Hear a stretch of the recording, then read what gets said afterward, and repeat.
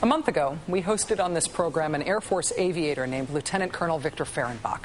An 18-year veteran of the Air Force, an F-15 pilot decorated 9 times, including for heroism in combat, a veteran of both the Iraq and Afghanistan wars. He's flown 88 combat missions. Lieutenant Colonel Fehrenbach is now being fired from the military because he's gay.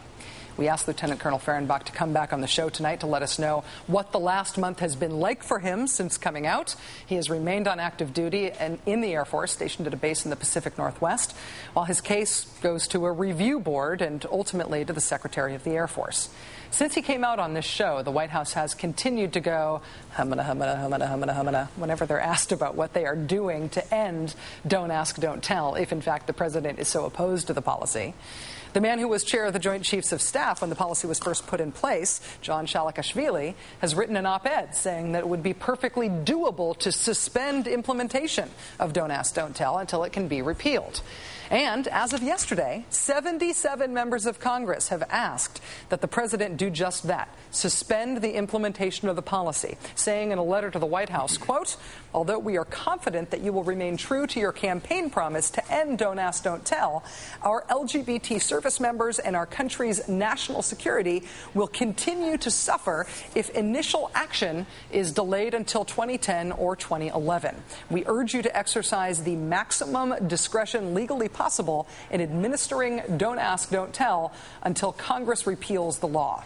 To this end, we ask that you direct the armed services not to initiate any investigation of service personnel to determine their sexual orientation, and that you instruct them to disregard third-party accusations that do not allege violations of the Uniform Code of Military Justice. Joining us now is Lieutenant Colonel Victor Fehrenbach. Lieutenant Colonel, thank you for coming back on the show. Thank you, Rachel. So how's your month been since coming out here?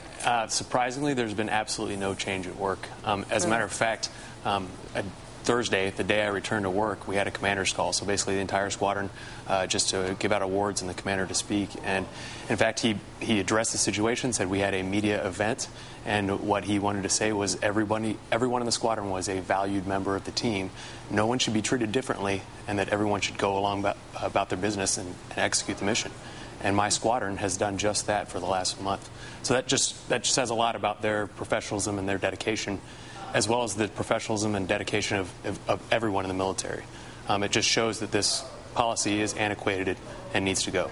Right now, you are an openly gay member of the United States Air Force serving on active duty, and the rationale for this policy is that would be toxic to good order and morale in the ranks. Do you think that prescription is going to depend, is going to be true or less true, depending squadron to squadron, unit to unit? Or do you think across the military that the U.S. Armed Forces can handle this issue? No, I think it's across the board. Like I said, military people are professionals, and they are dedicated to the mission, and they get the job done. I don't think this is unique to me at all. And like you said, as we prove on a daily basis, we now have an openly gay person serving in our squadron, and our squadron didn't fall apart. People didn't quit. They were doing the mission, as well as the entire fighter wing. Everyone has gone about their business. Yeah. You know, your story, you coming out, has galvanized a lot of people, and it has brought people out of the woodwork, including people who've served with you. I was randomly today looking online to watch the clip of you on the show last time, and I found it posted at Washington Monthly. In the comments, I won't read the whole thing, but somebody writes in the comments, I'm a 26-year active duty senior master sergeant stationed in the National Capital Region. Additionally, I'm an unwavering Christian conservative. Lieutenant Colonel Fehrenbach was my supervisor while I was stationed at Pensacola Naval Air Station, and I must say he was one of the best supervisors I have ever known. His service to our country should never be overlooked because of who he loves or what he does outside of duty. He says he supports you 100%, and he's praying that this institution will make the right decision. Are you finding that your decision to come out is sort of bringing people out of the woodwork to tell you what you mean to them? Absolutely. I've literally gotten thousands and thousands of emails, letters, phone calls from people I've served with, from long-lost friends, from obviously family, and even just total strangers. But really the ones that mean the most are the people that I've served with, especially not just the senior master sergeant who used to work for me, which is a great honor that he wrote that to me, but also the aviators that I've flown with in combat. I can't even count the number who have written me and said, literally, dude, I'll go to war with you tomorrow. What's the status of your case right now? What happens next? As far as I know, it has not left the three-star general's office yet. He's the show cause authority, and it has not left 12th Air Force in Davis-Monthan, Arizona. Traditionally, as I mentioned before, these cases after the discharge board, it's taken about 5 months to go through the personnel review board and then to make its way all the way up to the Secretary of the Air Force. So you're still within no the idea window of sort of exactly. a normal amount of time for handling it. Exactly. So I could still be saved by any kind of action from our Commander-in-Chief.